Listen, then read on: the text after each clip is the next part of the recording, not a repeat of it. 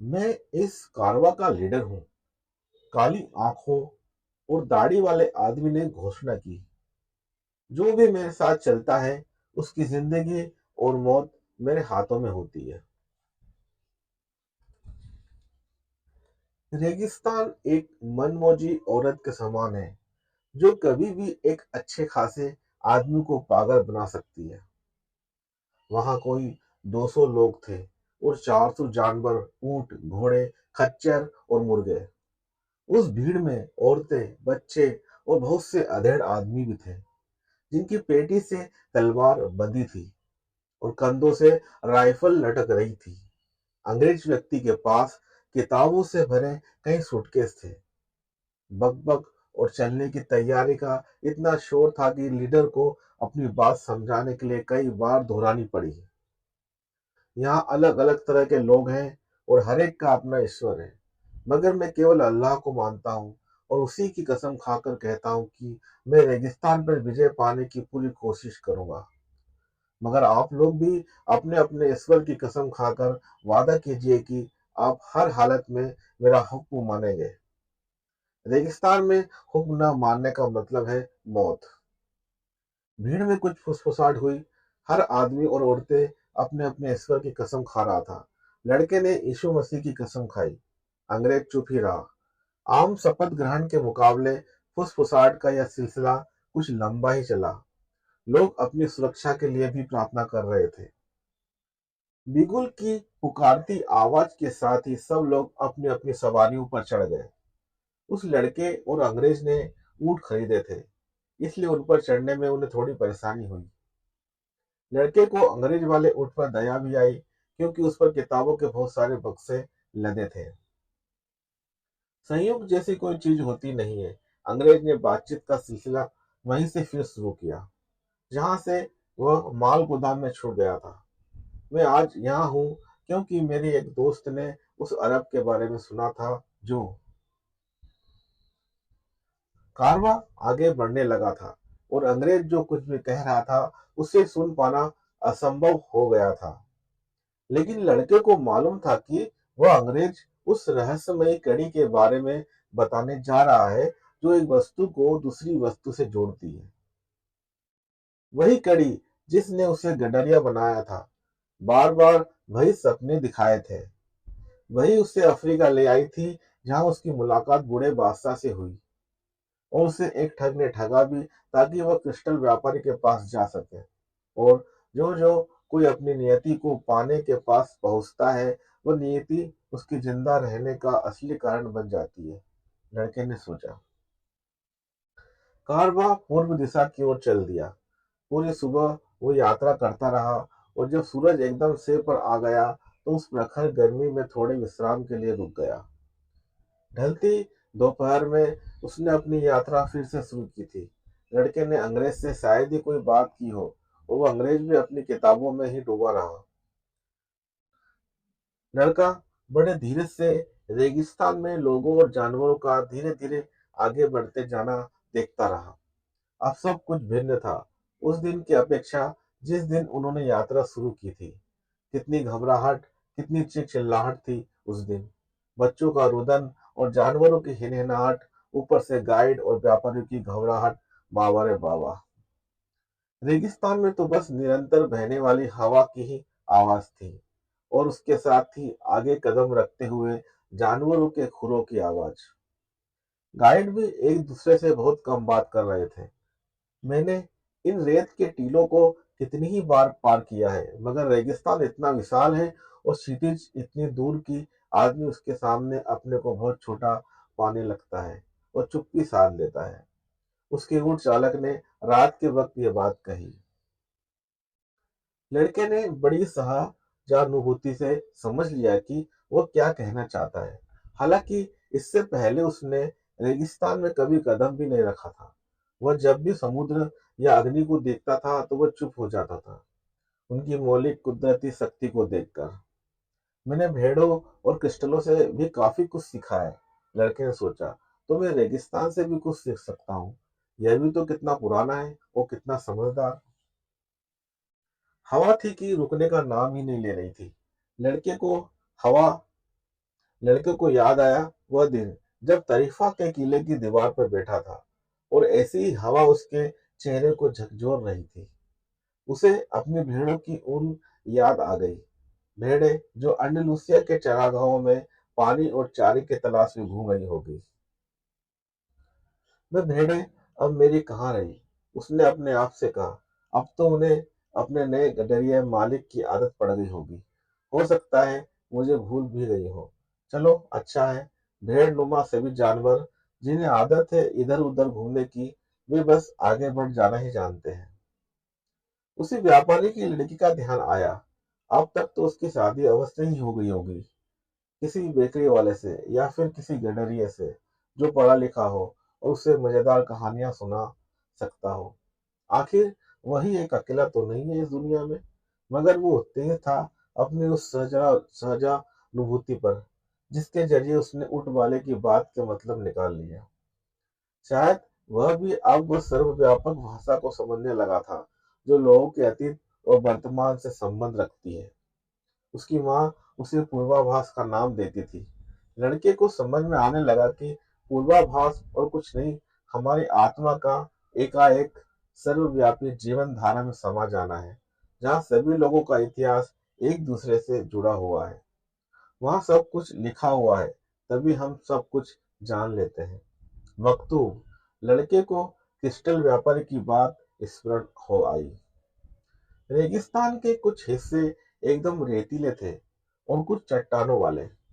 जब कभी कारवां के सामने कोई बड़ी चट्टान आ जाती तो उसे घूमकर पार कर लिया जाता, और जब कोई बहुत बड़ी और दूर तक फैली चट्टान रास्ता रोक लेती तो कारवां को अपना रास्ता बदलना पड़ता।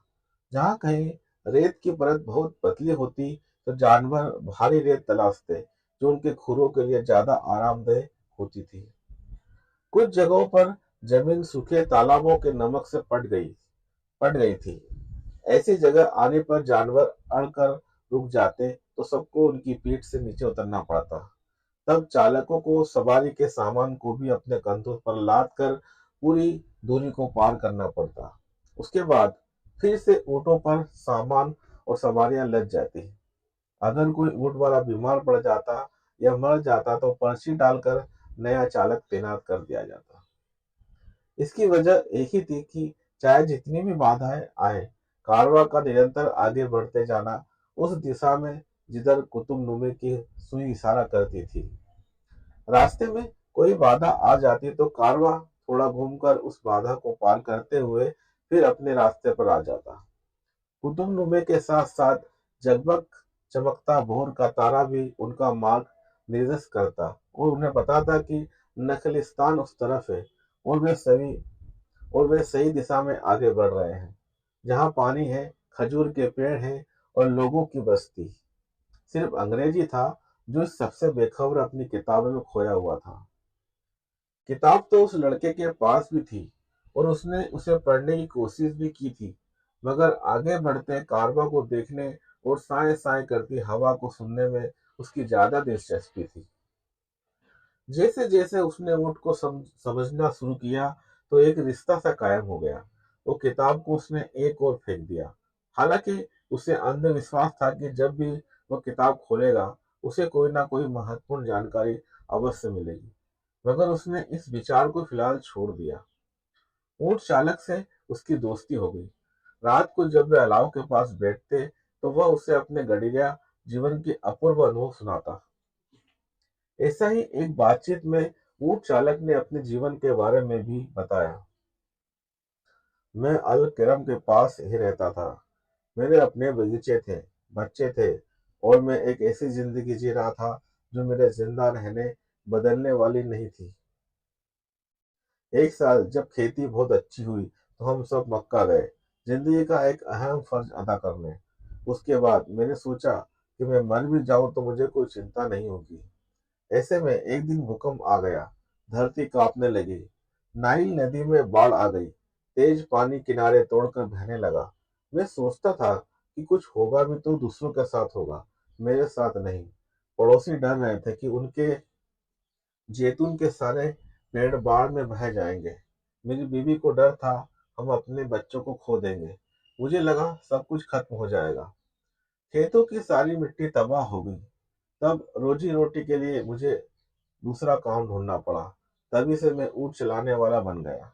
मगर उस हादसे से मुझे अल्लाह की वो बात समझ में आ गई, उन लोगों को अज्ञात से कभी भयभीत नहीं होना चाहिए, जिन्हें मालूम है कि उनकी ज़रूरतें क्या हैं, वे क्या चाहते हैं और उन्हें हासिल कैसे किया जा सकता है। हमें डर लगा रहता है कि हमारे पास जो है उसे हम खो न दें, चाहे वह अपनी ज़िंदगी हो या जायदाद। मगर ये डर उस दिन खत्म हो जाता है जब हम समझने लगते हैं कि हमारी जीवन गाथा और इस विश्व का इतिहास सब कुछ उसी के हाथ में लिखा हुआ है। कभी उनके कारवा की मुलाकात किसी दूसरे कारवा से हो जाती, आपके पास जरूर कुछ न कुछ ऐसा होता है जिसकी जरूरत दूसरे को होती है, और यही बात वास्तव में बताती है कि सभी कुछ एक ही के हाथों लिखा गया है। ऐसी ही बातें अलाव के पास बैठकर होती। ऊंट चालक एक दूसरे को रेगिस्तानी आंधियों की जानकारी देते और रेगिस्तान की कहानियों का सुनना सुनाना चलता रहता। कभी कभी टोप पहने हुए कुछ रहस्यमय लोग सामने आ जाते थे।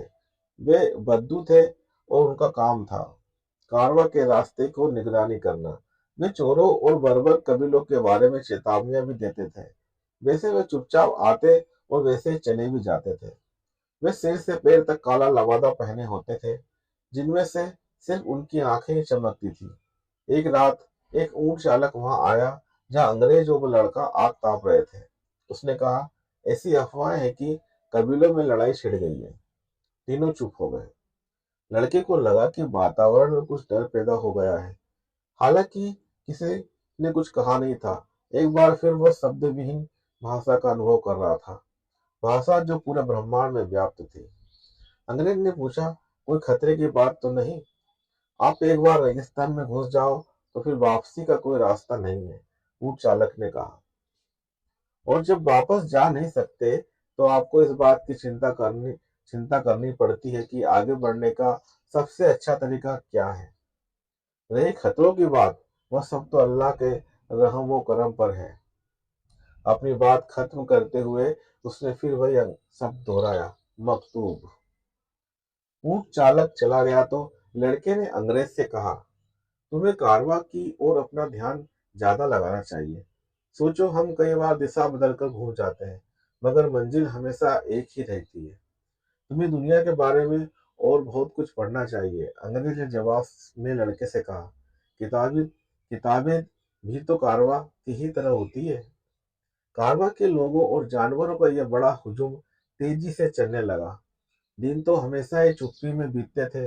अब तो रातों में भी, जब लोग अभ्यस्त थे, अलावों के चारों तरफ बैठकर एक दूसरे से बात करने के, लोग चुप्पी साध बैठे रहते थे। और एक रोज कारवां के सरदार ने तय किया कि अब से रात को कोई भी आग नहीं जलाएगा, ताकि कारवां की तरफ किसी का ध्यान न आकृष्ट हो। सभी यात्री अब रात के समय जानवरों को एक गोलाकार घेरे में खड़ा कर लेते और सब एक साथ उनके बीचों बीच सो जाते। इससे रात की रेगिस्तानी ठंड से थोड़ा बचाव भी हो जाता। सरदार ने जगह जगह बंदूकधारी पहरेदारी में लगा दिए थे। एक रात अंग्रेज को नींद नहीं आ रही थी। उसने लड़के को अपने साथ लिया और पड़ाव के इर्द गिर्द फैले रेतीले टीलों की तरफ टहलने निकल गया। पूर्णिमा की रात थी। लड़के ने अंग्रेज को अपनी पूरी कहानी सुना डाली। अंग्रेज को खास तौर से लड़के की क्रिस्टल की दुकान में काम करने और उसकी प्रगति की कहानी ने मंत्र मुग्ध कर दिया। उसने लड़के से कहा, यही वह सिद्धांत है जिससे सब चीजें बंधी है। कीमियागरी में इसे ही सृष्टि की आत्मा कहा गया है। जब तुम पूरे दिल से किसी चीज को पाना चाहते हो, तभी तुम उस विश्वात्मा के सबसे नजदीक हो जाते हो, और यह शक्ति सदैव सकारात्मक होती है। अपनी बात आगे बढ़ाते हुए उसने कहा, ऐसा नहीं कि यह बात केवल महान मानवता को तोहफा है, बल्कि दुनिया की हर चीज में यह आत्मा मौजूद है, चाहे वह कोई पदार्थ हो, सब्जी हो, जानवर हो या केवल विचार। पृथ्वी पर जो भी है सदैव परिवर्तनशील है। चूंकि पृथ्वी स्वयं गतिशील है और उसकी भी एक आत्मा है, हम उसी बृहद आत्मा का एक भाग है। इसलिए हमें पता नहीं रहता कि लगातार हमारे लिए काम कर रही हैं। तभी क्रिस्टल की दुकान पर काम करते हुए शायद तुम्हें अनुभव हुआ हो कि वे गिलास भी तुम्हारी सफलता के लिए काम कर रहे थे। लड़के ने उस बारे में सोचा, चांद की तरफ देखा, चांदनी में नहाए रेगिस्तान को देखा और कहा, मैंने गौर से कारवां को रेगिस्तान पार करते हुए देखा। इन दोनों की भाषा एक ही है, इसलिए रेगिस्तान कारवां को अपने ऊपर से गुजरने देता है। वह कारवां के हर कदम को बड़े ध्यान से देखता, परखता है कि वो समय के साथ है या नहीं। यदि है तो फिर वो हमें नखलिस्तान पहुंचने से नहीं रोकता। अगर हम दोनों में से किसी ने भी केवल अपने साहस के बलबूते पर बिना इस भाषा को समझे यह यात्रा शुरू की होती तो बहुत मुश्किलें होती। दोनों बड़ी वहीं खड़े पूर्णिमा के शीतल चांद को देखते रहे। यही जादू है शकुनों का, लड़के ने कहा। मैंने देखा है कि किस तरह गाइड रेगिस्तान के निशानों को पढ़ते हैं और किस तरह कारवा की आत्मा रेगिस्तान की आत्मा से बातचीत करती है। तो अंग्रेज ने कहा, बेहतर होगा कि मैं भी कारवा की ओर अधिक ध्यान दूं और मैं तुम्हारी किताबें भी पढूं, लड़के ने कहा।